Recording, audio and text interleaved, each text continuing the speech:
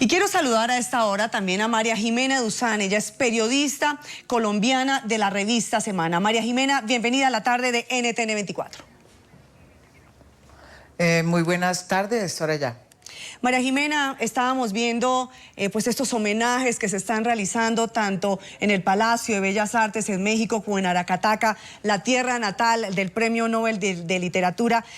María Jimena, ¿cree usted que este era el homenaje que él esperaba que se le realizara? Un hombre pues que era un poco alérgico a este tema de los homenajes por su timidez. Se ha dicho que ha sido más como una fiesta, que un vallenato Macondo de Oscar Chávez fue el que lo recibió a sus restos en este Palacio de Bellas Artes. ¿Usted cree que esto es lo que él hubiera querido? Bueno, yo lo que sí sé es que Gabo sería el primero en no querer asistir a su propio funeral. Él le tenía tedio a asistir a los funerales y de hecho nunca asistió a los funerales de los seres queridos y las personas que siempre estuvo, con las que estuvo cerca. Yo recuerdo que incluso cuando murió su hermano, y que su hermano murió aquí en Bogotá, él tampoco vino, porque no le gustaba ese enfrentamiento con la muerte. De hecho, me recuerdo mucho cuando asesinaron a mi hermana y él estaba en Bogotá esa noche, esa misma noche antes del funeral, me llamó y me dijo, véngase para acá, estoy con Enrique Santos, yo no voy a funerales, quiero tomar con usted un trago esta noche. Y efectivamente fuimos, nos tomamos un trago, pero no fue al funeral, porque él, o sea, su religión no lo permitía. Por eso digo que él debe ser el único que no está asistiendo a su funeral desde donde esté. No está en su funeral porque le da un susto tremendo. María Jimena, y pues según sus creencias, ¿cree usted que este recuerdo que está dejando Gabriel García Márquez, inclusive a través de lo que es este homenaje, es lo que vamos a tener como legado de Gabriel García Márquez, un legado inmortal a través de su literatura? Pues es que García Márquez es sin duda el hombre más importante que ha tenido Colombia y que realmente eclipsó no solamente las letras, sino también la cultura en general en todo el mundo. Hoy todos los periódicos, todos los medios de comunicación, todos tienen que ver con Gabo. Gabo fue un hombre universal y como él nunca habrá. Ahora su magia, lo que a él lo hacía más interesante aún era su eterno desafío hacia todo. Él fue un intelectual con principios y con ideologías propias, cosa que hoy ya poco se ve. Y no le dio miedo defenderlas ni desafiarlas, porque en el fondo nunca fue un político, era ante todo un intelectual. Y yo creo que eso hay que respetarlo, sea uno de la orilla que sea. Fue una persona con convicciones, fue una persona que siempre defendió una forma de ver el mundo y que lo consignó en la literatura con una audacia insospechable, monumental, que pues debería ser reconocida hasta por las propias personas que hoy en día lo cuestionan simplemente por reducir a sus afinidades políticas con ciertos líderes latinoamericanos. Pero la grandeza está detrás en general en todo lo que él hizo. Sí, María Jimena, más allá de esta relación criticada o no criticada con Fidel Castro, ¿cuál fue esta relación no solo con Fidel Castro, sino con la política, con los líderes políticos que lo seducían de gran manera o que él seducía también a estos grandes políticos mundiales? Pues yo no creo que él... o sea, él sí le gustaba el poder, desde luego, pero nunca como uno podría haber pensado, porque él no era un hombre con ganas de tener un poder político. El poder político, o sea, era ínfimo frente al poder que él realmente tuvo en su vida como un líder cultural en el mundo. Entonces, era una cosa que llevaba a la otra. Los líderes políticos se eclipsaban con él, como de hecho se eclipsan con un Vargas Llosa o se eclipsan con un Coetze. Pero en el caso de Gabo era mucho más impresionante por su carácter universal. Y realmente él de alguna manera comprendía muy bien el lenguaje del poder y le fascinaba. Es más, sus novelas tienen que ver con el poder. Y yo creo que él utilizaba esa relación y esa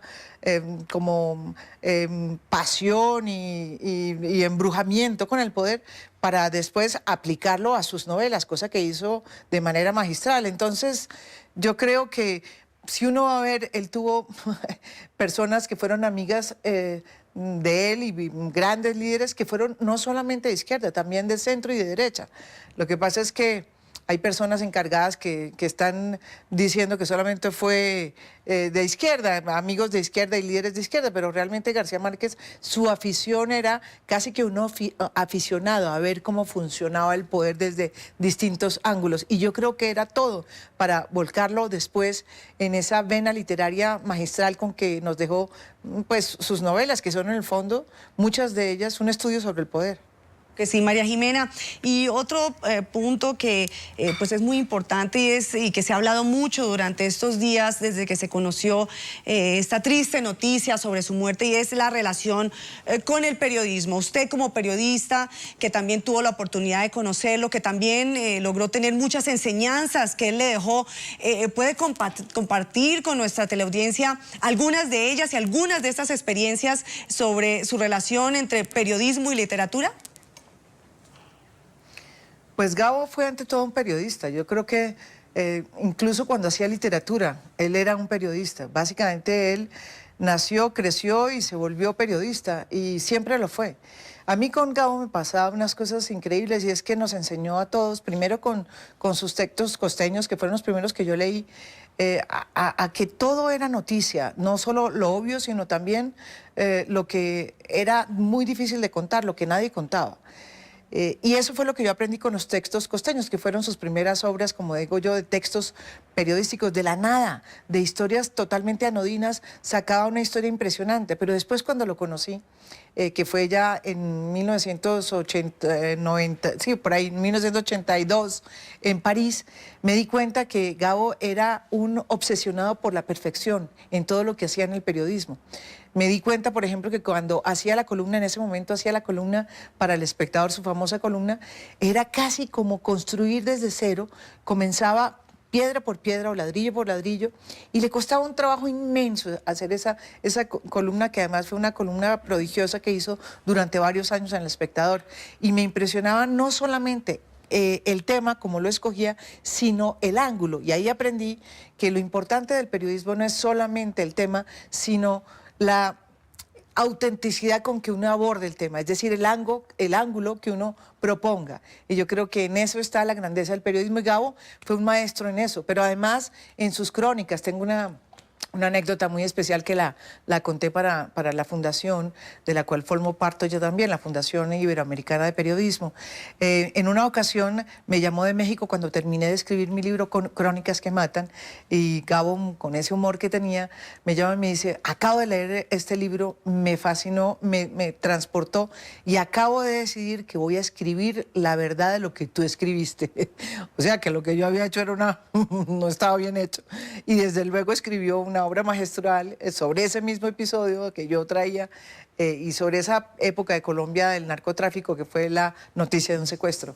Pero así era Gabo, ¿no? Gabo era impredecible. Gabo podía escribir lo que uno quisiera y se volvía una cantidad de detalles. O sea, el periodismo para él estaba en los detalles, porque eso era lo que convertía a los hechos en verdad. Y la edificación de esa verdad se volvía un trabajo arduo, y eso fue lo que Gabo siempre hizo en el periodismo. Básicamente Gabo es el periodista de la literatura, yo diría. Claro que sí, un maestro del periodismo. María Jimena, ya para terminar, ¿cómo podemos recordar, o cuál es la mejor forma de recordar hoy, día de estos homenajes de despedida de Gabriel García Márquez? ¿Cómo lo podemos recordar en Colombia y en el mundo? Yo quisiera recordarlo con este episodio que nos ocurrió recién. Él recibió el Nobel, nos fuimos a Valledupar, unos amigos en el avión el avión estaba lleno de amigos de él, como los que fueron a Estocolmo.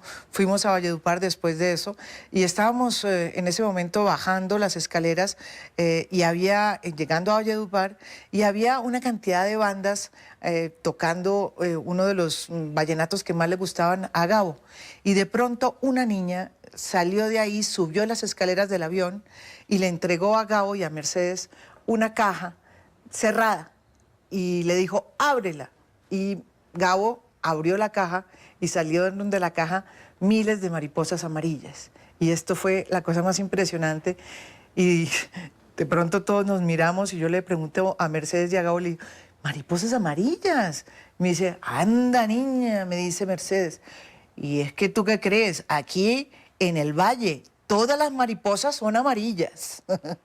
Y así eran ellos. Y así yo creo que fue Gabo, fue esa capacidad tan... Y esa cara, esa imagen que veo a Gabo abriendo con esa caja llena de mariposas amarillas y él rodeado de mariposas amarillas, esa es la imagen que yo siempre, con la cual siempre quisiera recordar a García Márquez y que hoy comparto con ustedes.